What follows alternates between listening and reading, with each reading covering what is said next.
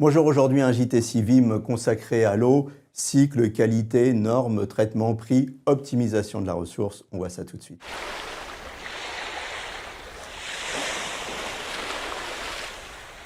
Qu'est-ce qu'on appelle le cycle de l'eau? Alors, on utilise cette expression pour expliquer le fait que sur Terre, depuis que la Terre est Terre, plus de 4 milliards d'années, la quantité d'eau qui existe sur la planète est constante et elle ne fait que circuler en fait entre trois grands compartiments qui sont les océans, qui sont la source majeure d'évaporation vers l'atmosphère.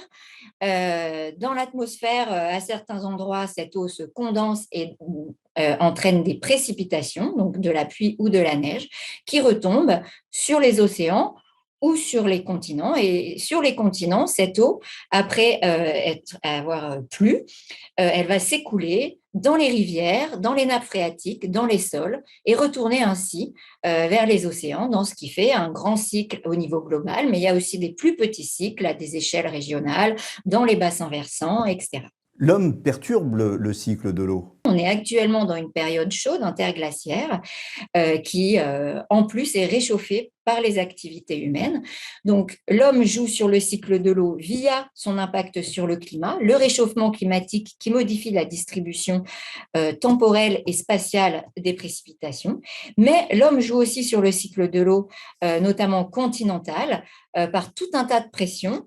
Il va prendre de l'eau dans les cours d'eau ou dans les nappes pour certains usages, par exemple pour de l'irrigation agricole, pour faire des activités industrielles, certaines qui ont besoin de plein d'eau pour éliminer des polluants, je pense au papier par exemple, ou bien pour refroidir, c'est le cas notamment dans les centrales électriques, pour faire du ciment, etc. Donc, il y a plein d'usages. L'homme prélève aussi de l'eau dans les cours d'eau et les nappes pour l'eau potable et les activités domestiques.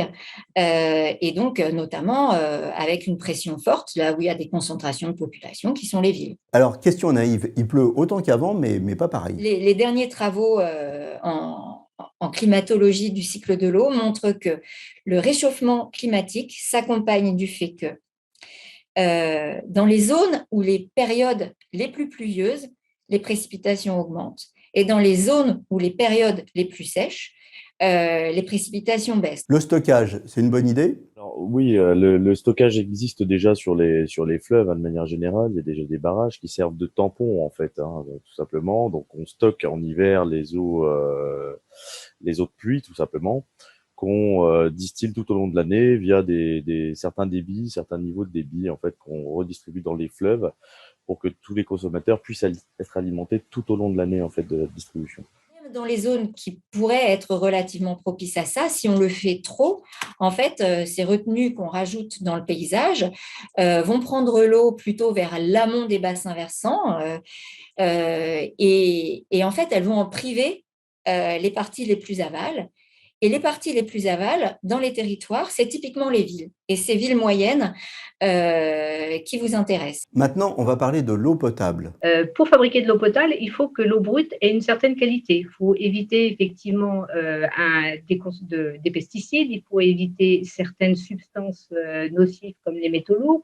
Il faut que la température de l'eau, sa turbidité soit conforme effectivement à certaines exigences réglementaires. Il y a un ensemble de paramètres qu'il convient effectivement de respecter en limite de quantité, en limite de concentration, avant de pouvoir fabriquer de l'eau potable. Est-ce que demain, il faudra faire évoluer les normes?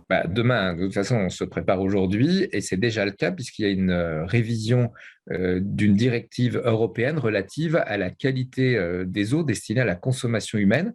Donc, ces nouvelles normes nous imposent de rechercher davantage de sous-produits à désinfecter, nous obligent aussi à concentrer un certain nombre de paramètres pour les abaisser, notamment sur le plomb, sur le chrome, et puis aussi de nouvelles limites réglementaires pour les métabolites et les pesticides.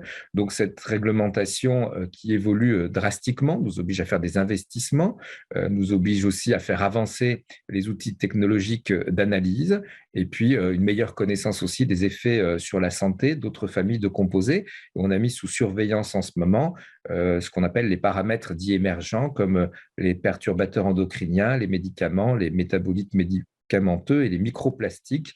Donc, vous voyez que nos stations d'épuration ont un gros avenir devant elles. La qualité de l'eau, c'est aussi la température de l'eau. Une eau plus chaude est considérée comme étant de moins bonne qualité qu'une eau plus fraîche, à la fois parce que les réactions chimiques qui s'y développent vont être plus rapides, et puis aussi parce que pour beaucoup d'animaux ou de plantes aquatiques, il y a des limites thermiques à leur niche, et donc si on réchauffe trop l'eau, ça pose des problèmes écologiques, et qui vont faire que les milieux aquatiques, donc plantes et animaux qui peuvent réguler la qualité de l'eau, vont plus pouvoir mener cet effet épurateur de l'eau. Donc la température de l'eau augmente à cause du réchauffement climatique et aussi à cause du développement de certains usages de l'eau, notamment pour le refroidissement. Quand on se sert de l'eau pour refroidir une activité humaine, ça a comme conséquence directe de réchauffer l'eau. Il va falloir apprendre à gérer la ressource. Le changement climatique va amener à diminuer la quantité d'eau disponible, donc il faut faire face à ça en faisant des économies d'eau dans tous les secteurs possibles. Voilà. Et notamment en été, parce que c'est la période où il y a le plus d'usage et c'est là où il y en aura le moins. Bon, on a parlé des différentes solutions. Le stockage, on le fait déjà. La réutilisation, on a vu que ça avait ses limites. Donc, il reste l'optimisation de la ressource, Fabrice. En effet, l'optimisation de la ressource, elle commence par une bonne connaissance de son patrimoine, c'est-à-dire une bonne connaissance du réseau en tant que tel. Sur le réseau de Nevers Agglomération, il y a 650 km de canalisation, dont 400 sur le territoire de la régie. Sur le territoire de la régie, on a disposé une centaine de capteurs qui nous permettent d'analyser chaque jour ce qui se passe sur notre réseau, c'est-à-dire comment est-ce que l'eau circule à l'intérieur de ce réseau. Et le but du jeu, c'est de s'assurer qu'un maximum d'eau prélevée dans le milieu naturel arrive bien chez l'abonné. Donc, pour pouvoir faire simple, nous avons chaque jour environ 5000 données qui remontent sur notre poste central, si vous voulez, qui nous permet d'analyser un petit peu tout ce qui se passe sur ce réseau. 500 indicateurs sont très pertinents pour pouvoir analyser toutes ces fluctuations dans le réseau. Et par le biais d'une IA, en fait, maintenant, on arrive à balayer assez rapidement ces 500 indicateurs-là, si vous voulez. Et c'est ce qui nous permet aujourd'hui d'être beaucoup plus réactifs et d'économiser encore une fois de la ressource, de l'eau brute. Et d'ailleurs, pour le déploiement de cet outil, avec la Croix, vous avez eu un prix à Cannes. Le prix de l'eau, grand sujet, parce que tout le monde pense qu'elle est quasi naturelle et qu'elle est gratuite, mais l'eau, elle est traitée notamment pour la boire. Donc, ce prix de l'eau, moi, par exemple, à l'agglomération de Nevers en 2014, j'aurais pu le baisser parce que nos budgets étaient plutôt bons, mais en même temps, nous n'aurions pas pu faire les investissements qu'on a fait sur l'amélioration des réseaux et notamment les pertes d'eau que nous avons fortement limitées en quelques années. Donc, voilà comment on avance sur une réflexion sur le prix de l'eau. L'augmenter pour certains, pourquoi pas? Ça peut être sur les résidences secondaires, ça peut être sur certains usages. Pas forcément l'augmenter, mais ça peut être aussi la traiter différemment. On s'est rendu compte que pendant les périodes de sécheresse qui se renouvellent, les gens consommaient pas forcément moins, voire des fois consommaient même plus. Donc, est-ce qu'on fait une tarification saisonnière pour inciter à être plus raisonnable et pour quels abonnés? Est-ce qu'on fait aussi une tarification plus solidaire pour ceux qui sont moins argentés? Je pense au dispositif Pass Eau qui aide déjà ceux qui ont du mal à payer leur facture d'eau sur certains critères. Voilà, donc c'est des pistes de réflexion qui doivent aboutir à des décisions rapides. L'optimisation du réseau grâce à l'IA, à l'intelligence artificielle, on en est où aujourd'hui?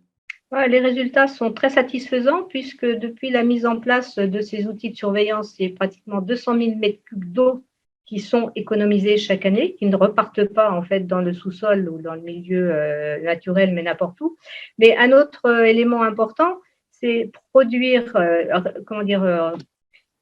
économiser l'eau, c'est aussi économiser la ressource puisqu'on a moins besoin de pomper dans le milieu naturel. Et si on pompe moins, on utilise moins d'énergie. On économise de l'ordre de 150 mégawatts ainsi par année, ce qui fait qu'on diminue aussi nos frais de fonctionnement qui peuvent être ensuite réinjectés en euros sonnants et trébuchants plutôt pour faire de l'investissement. Oui, parce qu'il faut dire qu'en fait, c'est un budget fermé et c'est les ressources de l'eau qui servent à rénover le réseau. Et aujourd'hui, on rénove quoi? On rénove, je crois, 1% du réseau par an, simplement. Oui, Oui, les ressources effectivement financières nous permettent pour le moment de renouveler les réseaux de l'ordre de 1% par an. Ça veut dire qu'on change en fait le linéaire de canalisation tous les 100 ans, ce qui est encore nettement insuffisant et tous les efforts qui restent à poursuivre, c'est effectivement renouveler au mieux les canalisations, les vieilles canalisations qui laissent fuir l'eau. Est-ce que le prix de l'eau va fatalement augmenter? C'est un vaste sujet parce que les gens ne se rendent pas compte, ceux dont nous sommes propriétaires, parce que c'est sous leurs pieds, ils ne le voient pas, sauf quand il y a des travaux. Donc la difficulté de ce réseau, c'est que c'est très coûteux au mètre linéaire, et puis en plus, quand on veut inclure des nouvelles technologies, mais c'est aussi un investissement pour ne pas perdre ou contrôler qu'on ne perde pas d'eau. Donc ça nécessite d'avoir vraiment une vision comptable de ce que l'on fait avec notre patrimoine sur nos réseaux d'eau et surtout assurer leur qualité et leur qualité par rapport à la santé, ce qui est une obligation. Donc aujourd'hui, on travaille sur des budgets qui normalement sont affectés, c'est-à-dire que ce qu'on perçoit de l'eau, on doit le redépenser et uniquement ce budget-là, sauf dérogation. Donc vous l'avez dit, c'est très long à renouveler. Donc c'est comment on peut éventuellement avoir des dérogations pour peut-être mettre d'autres budgets dessus, parce que sinon je crains que ça prenne du temps. En tout cas, il faut qu'on ait des recettes qui soient compatibles avec un entretien de l'existant et qu'on garde une exigence de haut niveau de service. À très bientôt pour un nouveau JT du Civim et d'ici là, les villes médianes auront encore innové.